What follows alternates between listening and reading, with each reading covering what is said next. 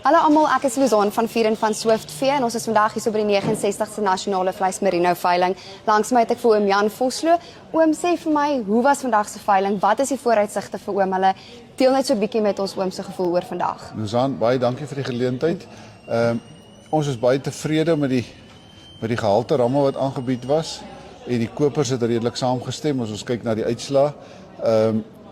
Op 'n bitterlike koue dag het ons 'n redelike goeie veiling gehad, maar hier's geskrikkelike goeie ware vir geld gewees. Soos ek altyd vir die kopers sê, hier's 4 ramme wat maar bo 50.000 gegaan het.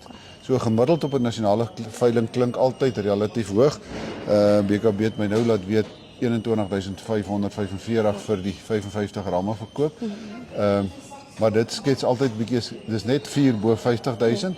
Hier skitterende ramme vir tussen 10 en 18.000 verkoop, na my mening. So die kommersiële ouens moet hierdie veilings onthou. Ja. Daar's regtig gehalte ramme vir baie goeie waarde. En ons wil die ou mense graag uitnooi na die volgende 3 wat voorlê in Augustus, volgende week by Frankfurt, die 12de. En dan by Bona op die 20ste en by Victoria Fire and Wine op die 29ste. Okay. So daar's nog geleenthede. Nog 'n klompie wat voor lê. Die oeye het ook goed verkoop. Dragtige oeye het 5.700 behaal. Ons is tevrede onder omstandighede. En oop ooitjies het vandag so 4.325 gemiddeld behaal. Dis uitstekend. Maar dis billik vir stoetooitjies eintlik. Maar ons weet kontantvloei is nie so heeltemal beskikbaar altyd nie op die stadium nie. Baie ouens is nog besig om te oes. Maar ek sê weer, ek dink as waarde vir geld en die verkopers regtig uitsoek ramme van hulle beste beskikbare ramme ingeskryf en die tipe was deurgaans 'n goeie funksionele tipe en